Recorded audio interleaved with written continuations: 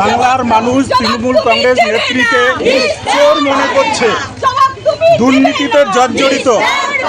আর বাংলার মানুষ তৃণমূল কংগ্রেসকে ক্ষমতায় রাখতে চাইছে না, তাই তৃণমূল কংগ্রেস ভয় পেয়েছে।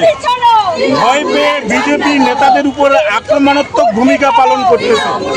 অন্যায়ভাবে, অনৈতিকভাবে, অগণতান্ত্রিকভাবে বিজেপির আন্দোলন কর্মসূচিকে আটকাইতে চাইছে। এই জায়গায় থেকে ভারতীয় জনতা পার্টিকে প্রবলভাবে তৃণমূল কংগ্রেস ভয় পেয়েছে, আর এই ভয়ের জন্য এভাবে তারা ব্যবহার শুরু করেছে। দেখুন, প্রথমে আমি তৃণমূল কংগ্রেসকে ধিক্কার জানাই। গতকাল বজবজে যে ঘটনা ঘটেছে, বিজেপি রাজ্য সভাপতি তথা কেন্দ্রীয় মন্ত্রী সুকান্ত মজুমদারের উপরে যেভাবে বর্বরকৃতভাবে আক্রমণ হয়েছে, যেভাবে অপমানিত করা হয়েছে, যেভাবে মানে এটা ভাষা, নিন্দার ভাষা নেই, যেভাবে তাকে জিহাদিদের দ্বারা আক্রমণ হতে হয়েছে। এবং শুধু সেটা নয়, বজবজে শুধু নয়, বিজেপি যেখানে যাচ্ছে, প্রোগ্রাম করতে যাচ্ছে, সেখানে বিভিন্ন সময় বিভিন্নভাবে আক্রমণ হচ্ছে।